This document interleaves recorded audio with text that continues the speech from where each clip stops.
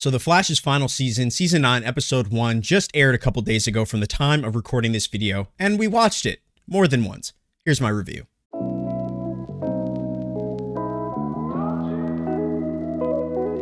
So what's going on, guys? Welcome back to the channel, and thank you so much for hanging out with me. I really been wanting and kind of excited to do this series where we review every single Flash episode. It won't be necessarily in the terms of kind of a traditional review, as much as it will be me kind of reviewing certain aspects, talking about what stood out to me, what I liked, what I didn't like, and hoping to start a conversation in which you guys can talk to me in the comments and tell me what you thought about the final episodes. As I said before, this is the final season, the last 13 episodes. So I really want to take a moment to appreciate every single one and really just talk about it, because we're not going to get any more. So without further ado, let's jump into the episode.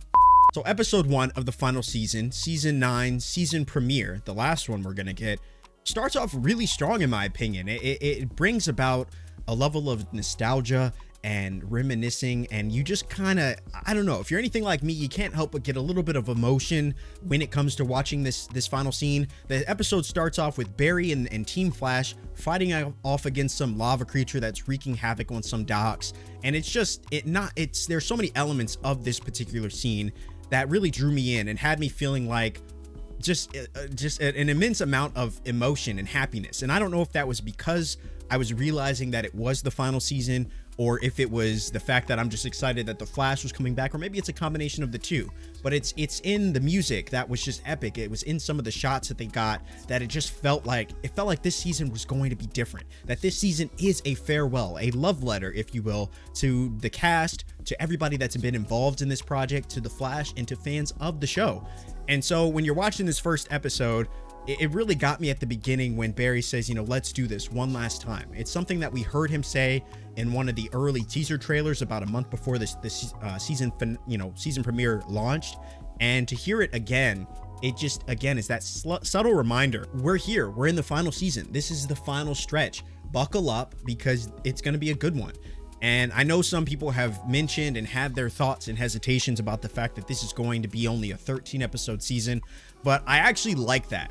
I am sad that 13 weeks is going to go by very quickly, but I think when you think about it and you look at some of the previous seasons, specifically the last 3, seasons 6, 7, and 8, man, they were 22, 23 episode seasons. However, they were full of fillers. I'd say you could probably count about 7 of those episodes out as fillers, and only about 13 of those episodes actually attributed to the final plot and to the actual story that they were trying to tell. So the fact that it's 13 episodes, you know, bothers me in the fact that I just want more. I just want to live in this moment with you guys and enjoy the final season as long as we can. But 13 episodes, I would hate if we watched the final season and we felt like it was just dragging on a little bit. Yeah, that first initial shot when they're fighting the creature and, you know, Barry wakes up and has this thought, it was a great start for the episode, and, you know, it really kicks things off in a good way. You know, as you may know, if you watch the episode, the entirety of this one is really about Barry being afraid of some of the events that have happened in the past, specifically events that have happened to Iris, whether it be her getting trapped in the Mirrorverse, which, you know, I personally blame her for that, whether it be, you know, her and her time sickness. Iris has been going through a lot, and I guess subsequently Barry has as well, you know. And so when you think about it, you know, Barry's kind of traumatized by the idea that, you know, he's lost his mother multiple times, he's lost his father, and he has this one member of his family that he just doesn't want to lose again. And so without going into the future, he has chronicled all the information that he's obtained from Gideon and pretty much just everything that he knows about certain events that happen in the future. And he's created a map book. And, you know, I think that it's a great start to the episode, because I think that this was what the season's really going to be about, is about Barry just trying to preserve what's right in front of him and not allow these situations to, and if he can, you know, stop these situations from happening that cost him family members and the lives of the ones that he cares about, then of course he's going to do that. And I think that that's okay. You know, that's okay. Obviously, that is not how it goes. Things happen in the episode that, you know, make him realize that you can't control everything, and sometimes you just have to take the good with the bad and be able to be flexible to the idea that things are going to happen and you just have to adapt to them, right? And so I think that it was a strong point for Barry, because it brings what I believe to be Grant Gustin's best acting, and some of his best situations and best scenes that he's ever done consist around just the emotional context and the emotional kind of grounding that is Barry Allen. You look at a character, I don't want to point any names, But if you think it's certain DC characters or even Marvel characters, some of them just don't feel like they ever really deal with anything serious, right? They deal with the things that heroes deal with, but Barry, even before he became a hero, he's been forced to deal with these traumatic incidents that would shake anyone to its core, i.e. the death of his mother. And so him getting to the point now where he has powers, that's only been expedited even more. Like him having powers and having enemies, and those enemies wanting to target his family, has been a theme in the show time and time again. So I totally understand him wanting to create the map book, but I say that to segue into the idea that I also like where it places Iris and her character, and the idea that, say what you will about Iris, I have actually come to really like her, specifically in season 8. I think she was really strong, and then season 9 she's starting off strong again, working at CCC Media, which I think her character, based on the origins of her character and where she was back in seasons 1 and 2, working at the paper, right, her having her own kind of media company, it just felt like the natural progression of the character. And for me, I never disliked Iris as the character. I just disliked the situations that they would constantly place her in that just didn't feel natural to the character's progression. It felt like because she was with Barry, they kind of forced this situation and this idea that she had to be a part of Team Flash. And I think that was just done a little bit too forcefully. Whereas, like, it's cool if she was a part of it every once in a while. I'd be like, oh, this is nice, husband and wife duo taking on saving the city, right? But it just felt like, hey, I'm running the show now because I'm married to the Flash, and I don't know. I didn't like all that, but I just say all that to say, without getting into a rant, I like the direction that they've taken her character in, and specifically with this with the context of what Barry's going through, I like that they're centering more in this episode around the two of them and the things that they're having to deal with and have dealt with, and how can they as a couple move forward with these situations and still feel like they have a future and that they're safe. And I just think that was really great. Now, we saw in some interviews back in a couple weeks, before the season launched, when we were trying to find more information, as much information as we can about the season, we had gotten some information that this season was going to focus a lot more on the Barry and Iris love story, which I'm all for.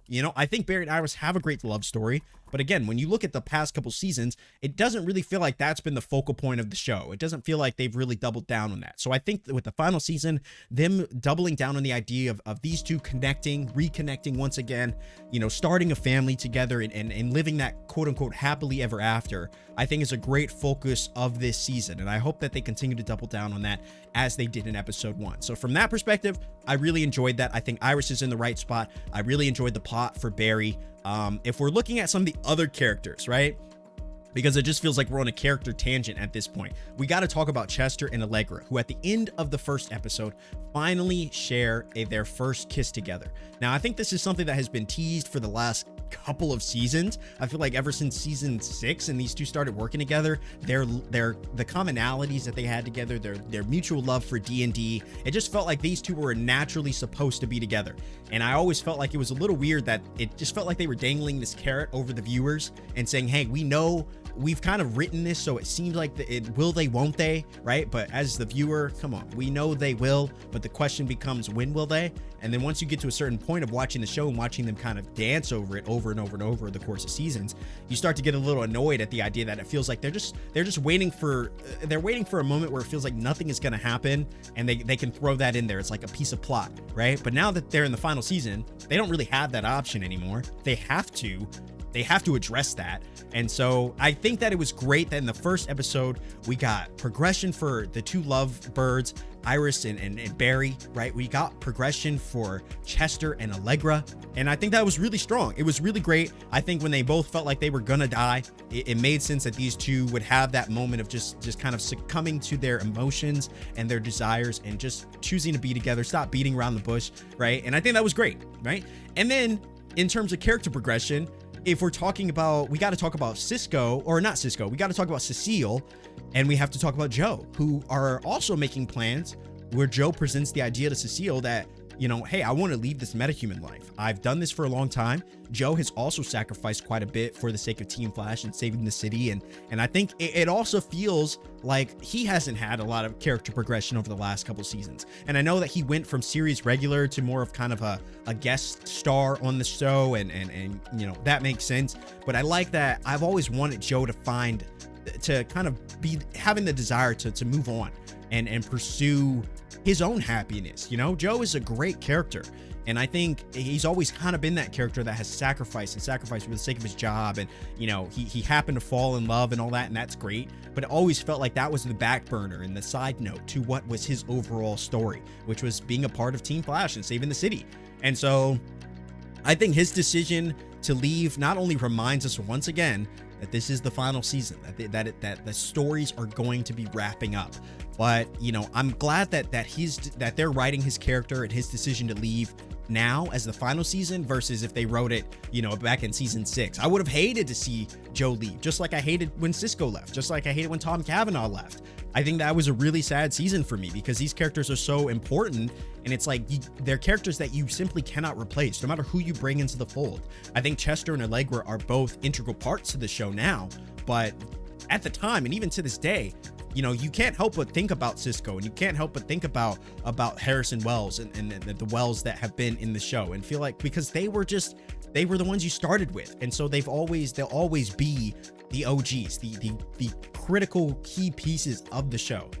And so I say all that to say, one of the things that I love so much in this episode has got to be that every important character, in my opinion, unless I'm going crazy, I think I covered everybody. Everybody in this episode was addressed. I mean, even Caitlin, right? We haven't really touched on Caitlin. She's not in this episode. I think episode 2 is really going to touch on that aspect and what the hell is going on there. We'll talk about that in a second. But I think when it comes to every character that was addressed has some sort of purpose, and they have a progression, and it feels like their stories are moving forward. So I'm very interested to see where they're going with that. And it feels like they are taking the writers, you know, and the directors and, you know, showrunners and everyone. It feels like they are taking the idea that this is the final season very seriously, and they're not beating around the bush. They're like, we're going to address this, we're going to get to this, we're going to press on that, and I think that's great. So when it comes to the characters of the episode, I was very happy. I was very happy with the idea and what they were doing and how they were moving things forward. So it was really nice. It was really nice to see that, you know, like I said before, the Flash typically moves at a snail's pace, which is ironic because of the name and the concept of the show. And so it was really nice to see that they were actually moving, you know, forward at a decent pace in the first episode.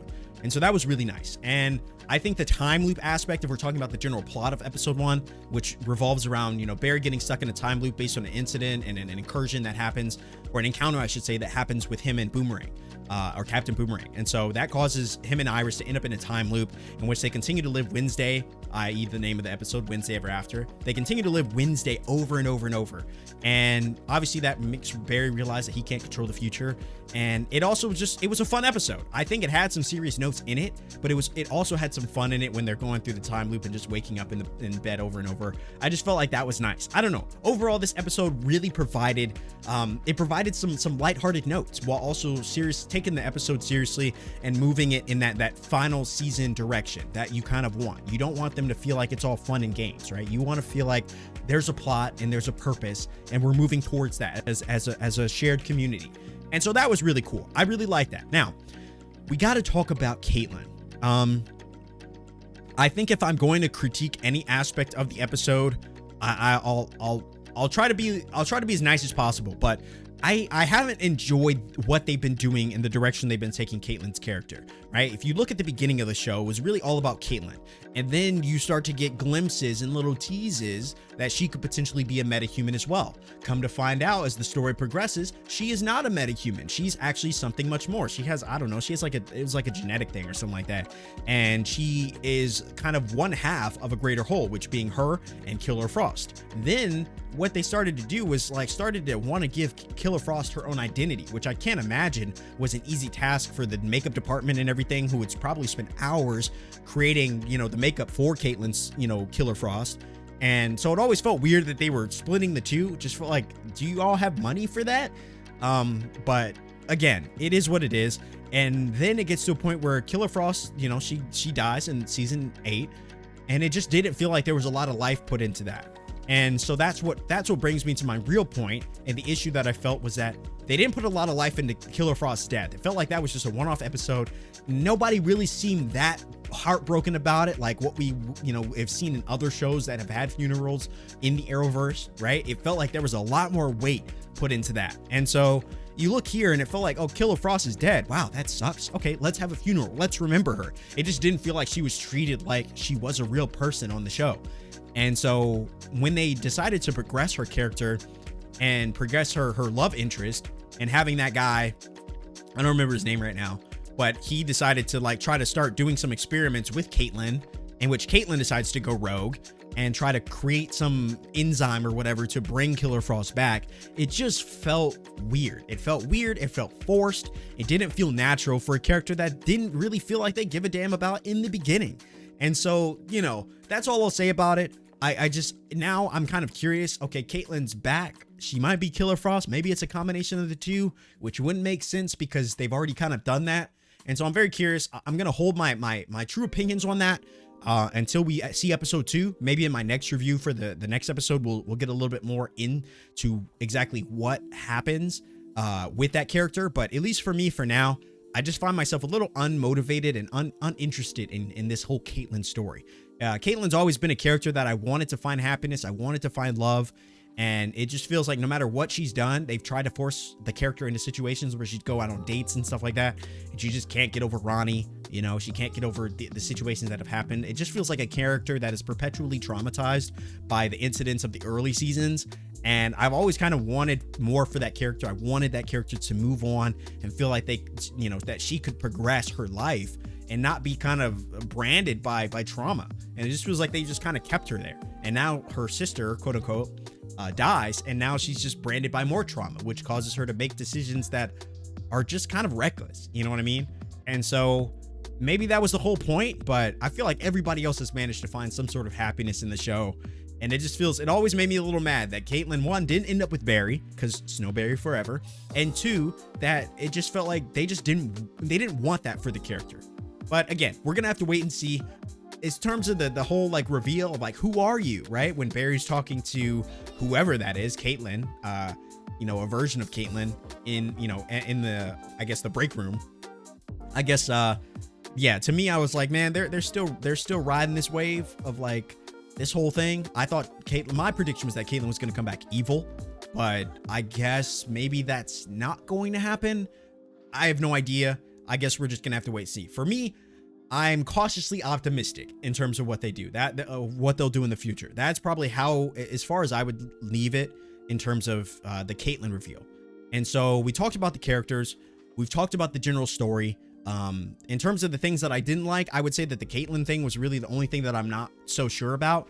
But other than that, I feel like the rest of the episode at its core was a really strong episode.